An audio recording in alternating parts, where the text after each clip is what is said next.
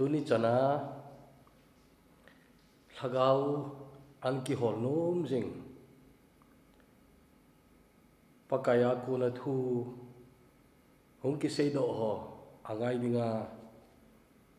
ana jing te ho na bon chawin pakai Yesu me salam kain bolin he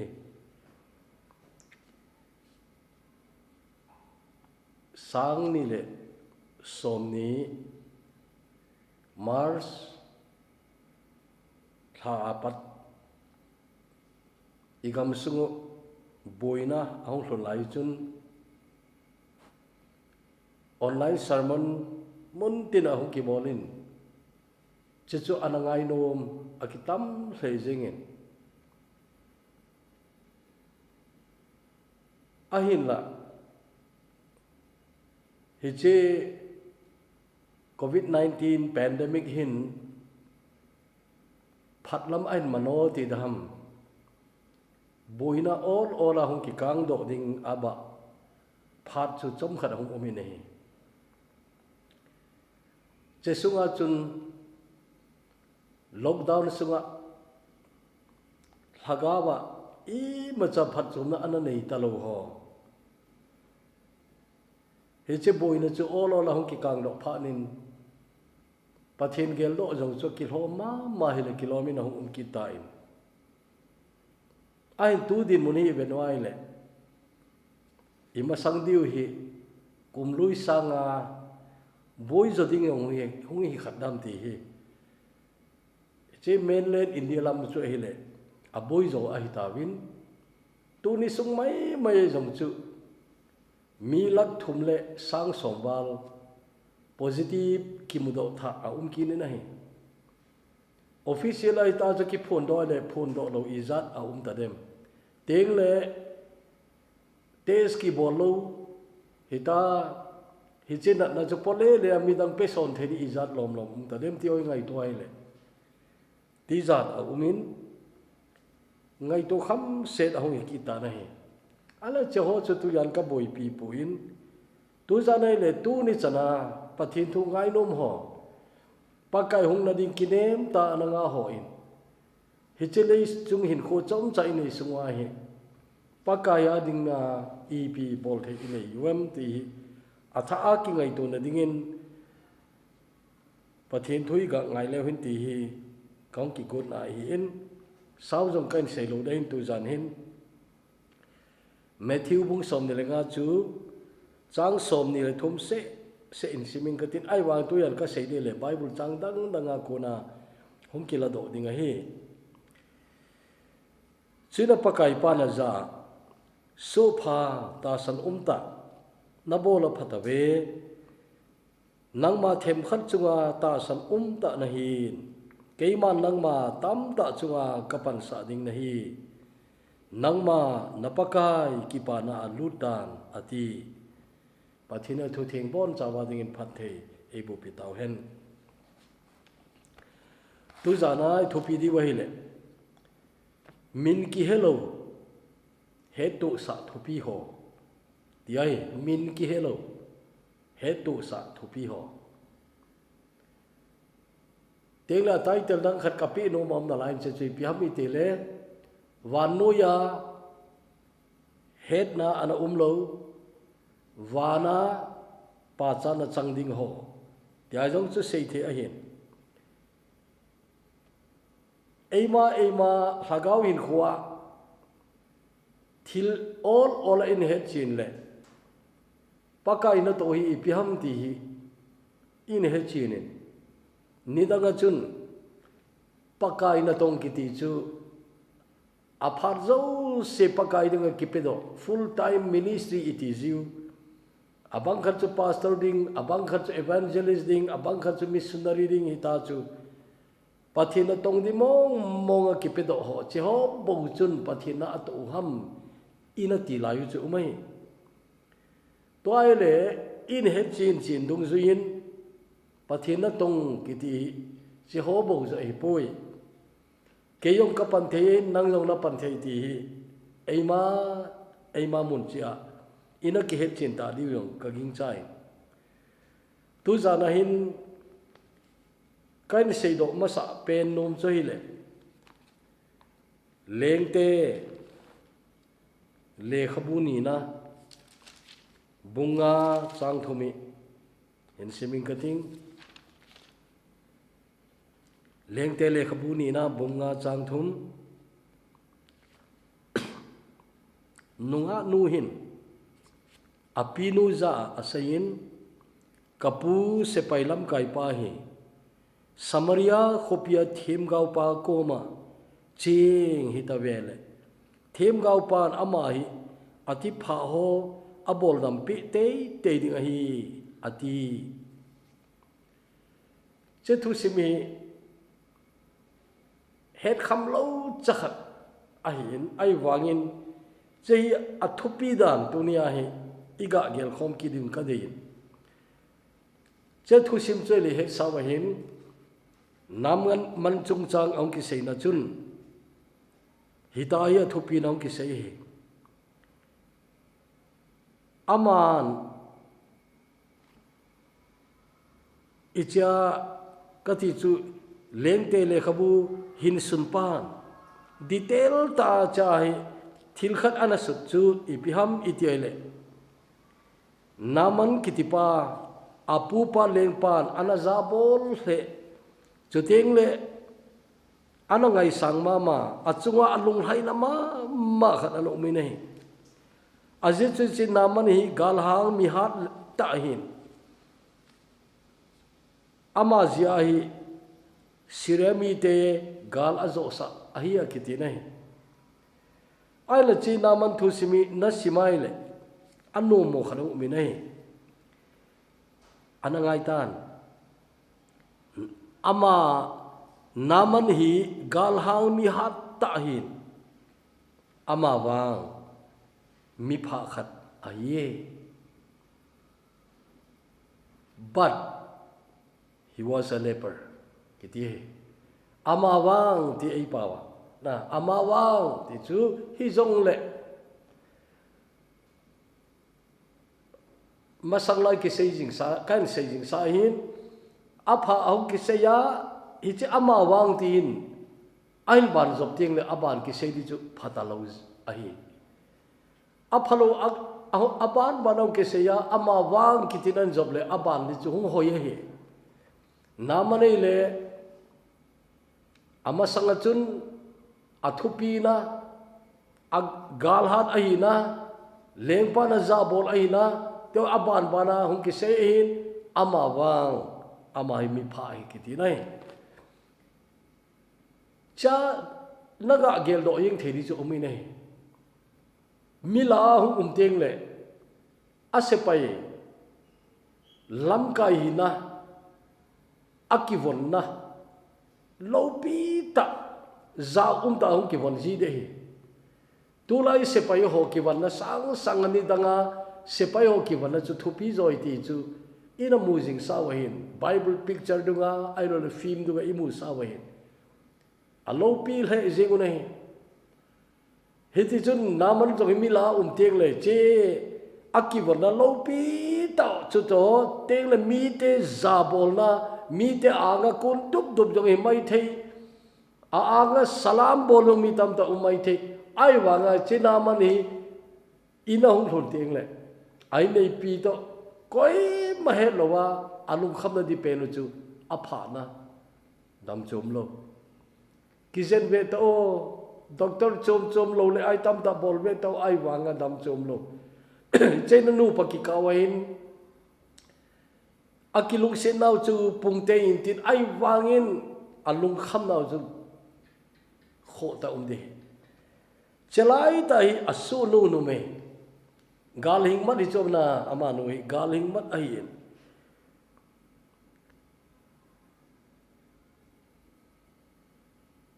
ama nu hin ipiang sayami ti ai le hi chi kapu hi Samaria gama pathin them gau pa ko maga chile aman anadam sa dingai ti aga sei nei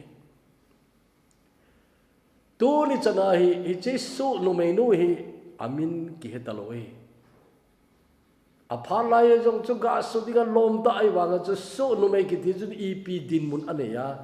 society EP thu pin anh ấy nhầm mà chân này lối chứ chúng số nó mấy khát min chú gà sốt khô ngày lối anh ấy chahin ama nu aku na email chỉ đi point ni cái coi nó bên này chứ số này nó mấy nu hin hi chi asei do ahin ama hi na ni imu theu nei kharchu ipiam ti ale apu pa teng na apinu lung kham nei avenai le laina na ama hu mai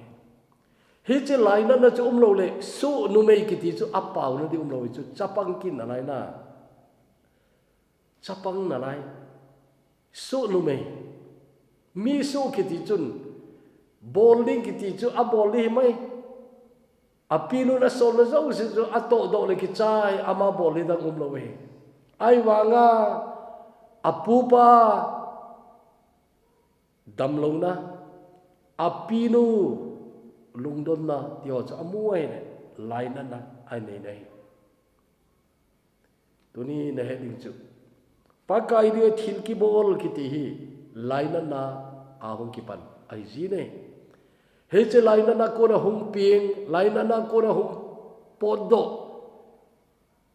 pakai dia na to kiti hi thupi ma mai ani na chun che so nu mai nu hin apu dam na ding ta san tan se do na hin ipi muwam itele aho apathin thil bol thina chu ata sani nahi hi che pathin them gau kiti pa ko ma chile ana sudam de ga ti chun hi che su no menu hin apathin ata sanna asulagi nahi tuning ngai tu te tunin pathin lenga ma diga pakain aikine pingen cha hibin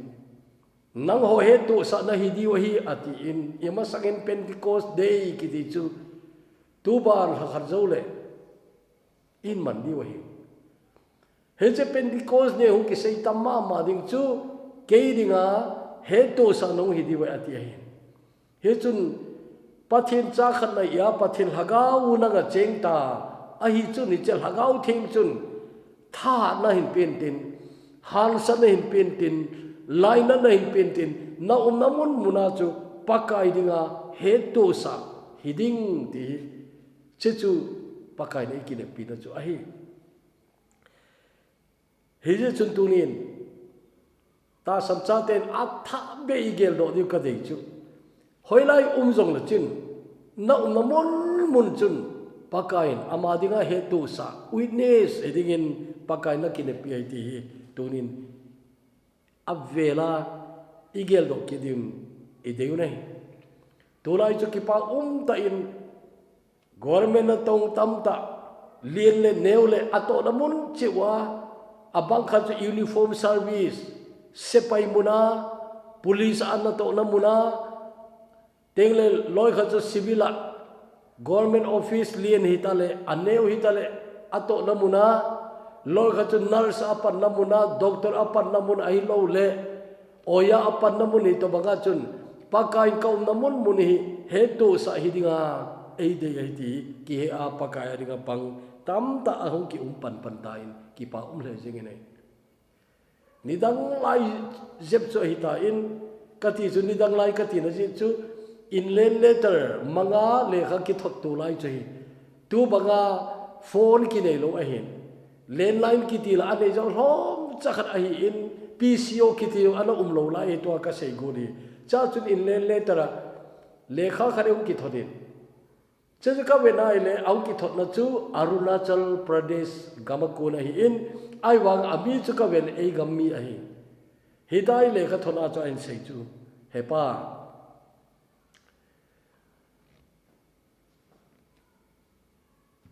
gospel track Hindi pao nanay le nanay za nen thonin Keiman ilam ka hung pon chun tam ta ka pone wa tuin ka hom chai tai kaum na ka mu hi hindi hoi tai na hevin pathin thu kiti chu angai nom le asim nom tam da umna lai bin che gospel track ka hom chai tai na nei en thon na ti nei amin ka vele ka het kha a hi pu in kalung thiwang umma sa pen chu ama thil thum jong chu ka ngai tu ma sang sanga ka ngai tu chi piam tile o I to bang in suwa ko na hung sei le na ase pai pan na muna pakai dinga hito banga pangham ti ka ngai tu chun akipa na in sung chu ka henom lewi ne I te na ki loi de o se pai pan na mun reng nei jong ai poi ai waga che a na muna chun ama keima he se gospel track khat hi kapi ai le mi khanin pakai ani he ti ta sanalin ta puma chu gospel track tam ta na choya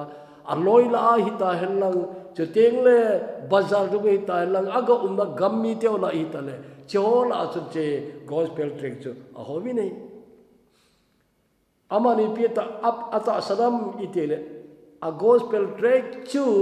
pathinin mangin tin ain khu en khele ti ata san cheng da zawan nu mai sei nu banga chu laina na nei ji ai o choi keiman ka hilo wale ki pa na thu pha hi azalo di ti a her ja chun hi to bang chun panala ina hi chi chapang nu hi apu pa dam na dinga pathin man cha cho hi ta angi ta na hi apu pa chin thim gau pan jordan badunga sagi ve ga kiti dilu dingin ana soli nahi ain la namani alunga na hangtan aji chama kinep dan awin them gau pa jong ponin tin hejikan na chung tai a khut ko in tin ei tau pin di ta ja kaung dam de ati nahi dam no ma chi jong le kilet sana I chan ham khat ane na lai ti na he pathinin mi kilet sa ho chunga na tong ji lo anahi he chu che akile sana zo si abe na dinga chun ama dinga chu bol ha ma jeng e on dai ga gele ipi ha dam je chu iti mai thi chu ai wa chi sepai hina sepai lamkai lin ta hina kile sana kiti khat umai je chun pathin chu amui che chu che akile sana zo se chu Allah do thene dinga chun che chu thim gau pa mang cha ju pathinin thu na pi sai dingai jordan badunga sagi ve ga ki de na ti nei jordan lui chung chu aga bet le thing be se lo khat ai nem ama umna gama vadung thing ta ho aga sei nei amina ga pha nei he che vadung ho chu thing zo gam che lo ham ati nei na che jordan badunga ga ki de li chu ông thăng tôm thì đã akile sa na chun an zo winai tu ni chanai isu mi lo diu chu na chunga pathin thil bol thena akimu thena dinga chun nakile sa na umlai se the lo wi hitai achi pi ho chun suggestion an bolu ne ki phalam pum pumin aje chu mi pu pau long hang ta chu I pi ham khan ga sei di yong chu ki phalam thoi ai wangin ngai lu na ma in thil khat an sei pi nei pu them gau pan ha sa jo bol ni kan nan sol hi jong le na bol hi no ham che wadunga ki di chu I pi ha ham ti na che chu a sei pi nei ai le amazo mi sei chu an ngai ki ni nei namani kile sa thim jong le abula pan hung hoi pe khat o me chu I pi ha amasan su nu me nu sei ai ngai nei dam nom chun ki ngai ne ma ngai yen su ne me ka su nu me nang chapang ka su in alai ti pu ne aje chu su ne me nun a ko pi chu pathin them ga wa he che chu ta sana naman jong ki panai tele to a jong hi kile sa thimin he che badunga sagi we ga ki de ri chu a ego akile sana chuni chan ham khat chu zo jong le ako ma ki phalam po po ama ngai lu ho ama lai na ho sei do ho chu aga ngain vadunga chun aga ki de tan khat veina abep bep neveina azong I macha ki khel chom lo thum veina azong angai ngai ta cha abep bep gu ve azong chu I macha ki khel chom lo he ai wa naman ki papi um na ta khat chu them ga par sagi ve ati chu ti in sagi ve ga ki de nei ong ki de phar kon a thing selin ta nei iti ki pa de tam na kumi za na boy pi dem I he po ve zan izar lung khama I mulowa umham ti yong se he po ve pha ki ti chu a ki su dam lo le kho che a chai chana chun thi na yong hung I di ngai chi chun a het sai che ho yong chuna zan izar lung donga I mulo dem a thing ta nei adam ta nei kidang tai hong dam mai ta nei pathina ta sani awang phaina ta chun ki dam selin ang kile ki ta nei a chila mu chun I macha het chen nai lo I pia ga tu kha di ti ki hello galol hing diu ham galo sam di ti ki hello thêm gạo pa yong chun anana sa mong na dem ti yong ki hello aro thêm gạo pa cha ana umlo pede dem ti yong ki hello he cha che he chin khat cha umlo chi ayu ai wanga thil khadin apuye ta sana na pui ne aung ki le ki lamo hele dama hu ki le ki dei ta je chun I ta bang lom lomin akipa ta dem a chi zo se ki pa di wa he in lun ka ngal le di wa he ini suwa kipana sibli ngale li wahi aje chi tabang lom che in su kipana da dem tele leng pan zo ga kipapina an bol kin na lai de na ya ju kipana dingen in ananga ai tai ti chu iga mu ne o kipa same pakai ta san ho thilmu hi kipa ne an tu zan hin he chikan se na hin thil khat I mu diu email si diu kanomin che chi pia e che su min no me no I ti azong amini I het long di wai tan aje chu amuna aphat lai anaki sun lo ai ta ja chu to ai ki sei ki het thei ta lo juna ai wanga wana ana de na wana ana de teng na amanu thu sima ko na mi izat pakai na tong de ki kitil do hitam ti na che chu wana ki record de hi akhang ki sei do hi ding ka king chai na anaman dam na ha sei jiwa amaru isu mil ko mu jong cha umnai anaman dam na chu thupi be se ai ba akipat nai tu za nai iga ngai tu di ka de akipat nai iti hung dam ham na iti hung dam ham akipat na chahi en veleu chen he chen no me chapang nui ai so in alai chapang chai na lai adiu ti bo gel hi le ama ki kumna di umlo hi okay ki kumna di umpoi tin na ai wangin apu pa angai lut na alung kham jinga pinu angai lut na a kho sa na alai na kiti cha chul ki chapom pomin apau do sa ina hi na ki chapom pomin apau do sa ina pakai re he to sa hi na kiti hi mem hi na chun lunglel jong umji hi ha jong ha sa ji hi polin thing pel thu aza chat pi lo thu asayin ava chi khu bible hil chin hon ayu che naw ka dei ta khro me polin keiman he chi ki pa na thu pha hi thing pel thu hi ka za chat pi poi anati ele za chat pi theidingal hep na tam vei ta tu hin te anati wi di thodi ka ging chai na he chun me mi na mai chun pakai de he tu sa ga pan je ki ti thil bai lo hi ai wanga lainat na ahum tele chi lainat na chun na za chat pum hi jong le na ki chat pum hi jong le na lunglel pum hi jong le lainat na nei le pau do ding nei tuni ta san cha te eima ki gel che ute ki khol che ute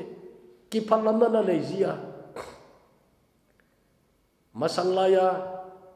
pathin thu thi min thang thu sei min thang Dr. John R.W. Stott kidipain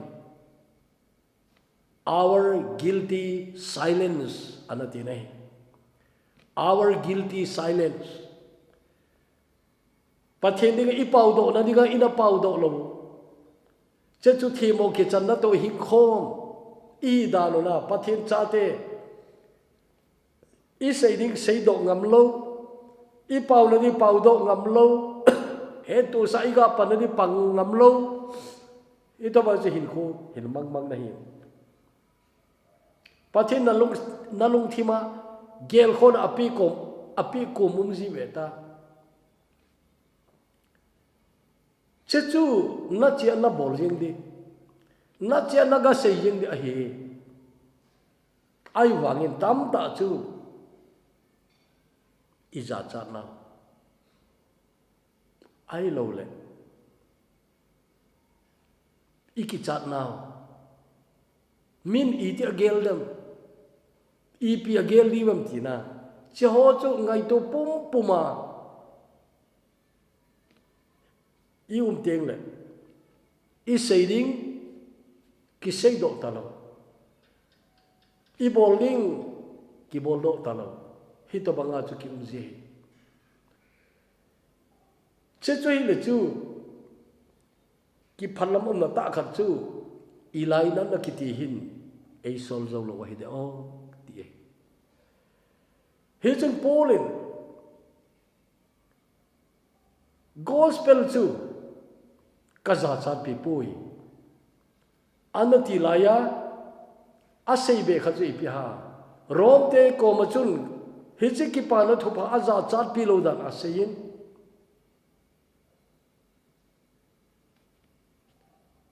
korinte ko ma Krista ngai lo na in acham lowa asol thu asei ki ni nei cheho chong ki gom ting le hong ki pau nga mai ki sei do nga mai lai na apan lo wai le na bol ngam lo atam di teng le he je nunga chapang nu su nu mai nu banga he pathin thil bol thina ta sange aman jong apu pa thim gau pa kom asol ding lai hin ga gel sao na hitin ngai tu le sol ngam lo mai thi ole anna dam lo ta le nu mo lo de ham ti na che jong jong ngai tu le chu sei ngam ki lo di chu ai wanga so lo mai non thil khat het chinu me che che pi ha kapathinin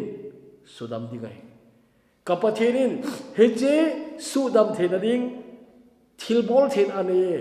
asudam ding pa koma chiringa ka solahi ti chechu aman hoi ta sana jala hi asol ngam hai to ni pathin thu kiti naga seidan nading muna yati le nong ke phatlam ji ha yati le na za hu cha ji ya